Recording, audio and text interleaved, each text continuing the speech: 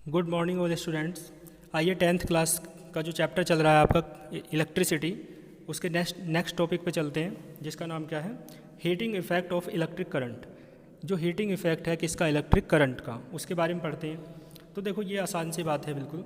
जब आप कोई कंडक्टर वायर लो, उसमें इलेक्ट्रिक करंट को फ्लो कराओ, तो उसमें क्या हो जाता है, थोड़ी देर जब करंट फ्लो होता रहता है तो वायर जो है गर्म हो जाता है, हीट हो जाता है। तो इस इफेक्ट को ही आप क्या कहते हैं, heating effect of electric current कहते हैं। ठीक है, यानी इलेक्ट्रिक करंट का कौन सा इफेक्ट है, हीटिंग इफेक्ट। इलेक्ट्रिक करंट यदि किसी वायर में फ्लो होता है तो उस तार को, उस वायर को गर्म कर देता है। तो इस इफेक्ट को ही आप क्या कहते हैं, heating effect of electric current. तो लिखा हुआ है when the electric current is passed through the wire.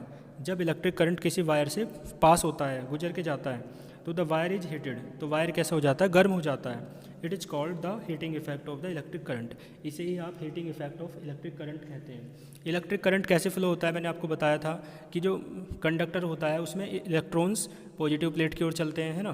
तो जब इलेक्ट्रॉन्स चलते हैं पॉजिटिव प्लेट की ओर, तो रास्ते में वो पॉजिटिव आयन से टकराते हैं इलेक्ट्रॉन्स, तो नेगेटिवली चार्ज होते हैं। तो जब electrons negatively charge positive ion से टकराएंगे, है ना, तो टक्कर होगी, कोलिजन्स होंगे, तो आप समझ सकते हो जो एनर्जी है वो हीट अपने आप उत्पन्न होगी। टक्कर होगी तो आप समझते हैं ना, जब टक्कर होती है तो हीट प्रोड्यूस होती है, हीट प्रोड्यूस होगी, तो इसी क्या कहते हैं, इसी कारण यहाँ पे जब किसी वायर में इलेक्ट्रिक करंट फ्लो होता है तो हीटिंग इफेक्ट शो होता है, यही कारण है। ठीक है ना। तो देखो formula for heat produced in the wire, तो इसके लिए फॉर्मूला देखते हैं, यानी जो हीट प्रोड्यूस हुई है वायर में हीटिंग इफेक्ट के कारण, उसका फॉर्मूला क्या हो जाएगा, आइए देख लेते हैं। इसके बाद देखें, मैंने लिखा है we know that the electrical energy, ये फॉर्मूला मैंने आपको कराया था, है ना। तो W इज इक्वल्स टू क्या होता है, VIT जूल होता है। तो W is equals to VIT होता है। एक बात आप याद रखेंगे, शायद आपको पता भी हो, 1 कैलोरी इज इक्वल्स टू क्या होता है, 4.2 जूल। कैलोरी एक तरीके से हीट के, जब हीट की बात करते हैं तो हीट को किस में नापते हैं, कैलोरी में। लेकिन जब वर्क को या एनर्जी को नापते हैं तो सामान्यतः किस में नापते हैं, जूल में। तो हमें ये जो वर्क है ना, ये यह एनर्जी है, इसे हीट में बदलना है, क्योंकि हीट का फॉर्मूला तो लेना है हमें। तो हमें एक काम करना पड़ेगा, जो जूल है ना, इसे कैलोरी में बदलना पड़ेगा। तो कैलोरी और जूल का रिलेशन देख लेते हैं। 1 कैलोरी क्या होता है, 4.2 जूल होता है। आप देखोगे इसे अपोन में ले आओ, तो 1 जूल क्या हो जाएगा, 1/4.2 कैलोरी। ठीक है। तो आप देखोगे इसके बाद, भाई 1 जूल तो इतना कैलोरी है, तो 2 जूल 2 से मल्टीप्लाई हो जाएगी, 3 जूल 3 से मल्टीप्लाई हो जाएगी। मैं कह रहा हूँ W जूल कितना हो जाएगा, तो W से मल्टीप्लाई तो हो जाएगी। ठीक है, तो W जूल कितना हो जाएगा आपका, W/4.2 कैलोरी। अब एक बात देख के बताएं आप मुझे, ये जो कैलोरी में बदला है, मैंने बताया ना कैलोरी में तो हीट होती है, तो ये जो आपका है ना, ये हीट आई है, हीट, तो मैंने लिख दिया है heat produced in the wire, वो कितनी हो जाएगी, ये वाली सारी, W/4.2 कैलोरी। और हीट को आप किससे डिनोट कर रहे हैं, H से। ठीक है। इसके बाद देखो आप W की वैल्यू तो आपको पता है, वहाँ से देखा है ना कितनी है, VIT। तो आप W की यहाँ वैल्यू रख दो, तो कितना आ जाएगा, H is equals to VIT/4.2 calorie. ठीक है, साइड में मैंने लिख भी दिया है, बिकॉज W इक्वल्स टू क्या होता है, VIT होता है।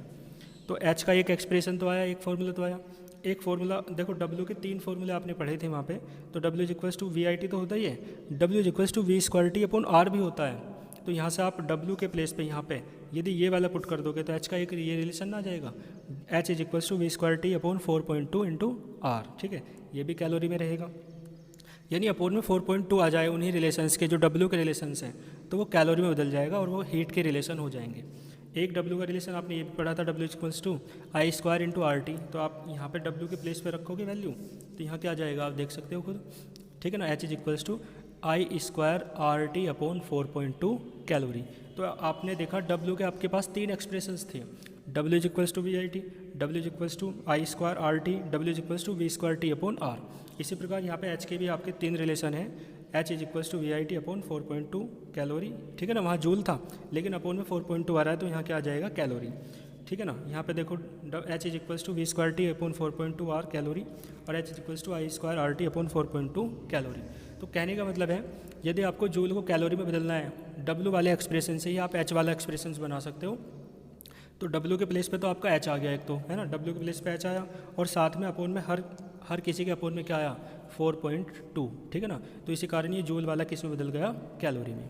ठीक है ना, तो ये H के एक्सप्रेशंस आप देख लेंगे, इसे ही आप क्या कहते हैं, ये तीनों ही फॉर्मूले आपके कौन से हैं, formula for the heat produced in the wire. जो heating effect of electric current के कारण वायर में प्रोड्यूस हुई थी, उन सभी के ये तीनों फॉर्मूले मैंने आपको कराए हैं। बाकी हीटिंग इफेक्ट क्या होता है वो मैंने आपको बताए हैं।